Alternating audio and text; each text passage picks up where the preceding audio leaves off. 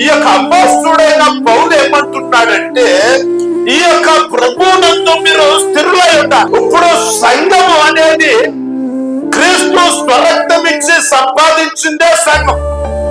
కానీ సంఘము స్థిరంగా ఉండాలంటే, దానికి ఆధారంగా ఉండాలి అంటే, బలంగా ఉండాలంటే, అది బలంగా స్థిరంగా ఉండాలంటే అందులో స్థిరపరచబడిన వారి చేత మాత్రమే సంఘము బలంగా ఉంటుంది. ఎవరి ద్వారా?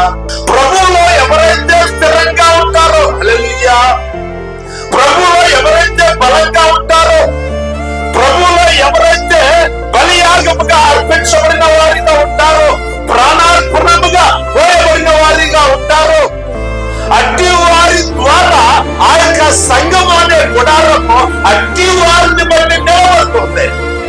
కాబట్టి పౌలు అంటున్నాడు ఆ సంఘ బిడ్డలతో, ఫిలిప్పీయులతో ఏమంటున్నాడంటే, మీరు ప్రభువులో ఎలా ఉండండి? అద్భుతమైన చోట దిగబట్టబడిన మేకు వలె మీరు ప్రభువులో ఏమై ఉండాలి? స్థిరంగా ఉండాలి. హల్లెలూయా, స్థిరంగా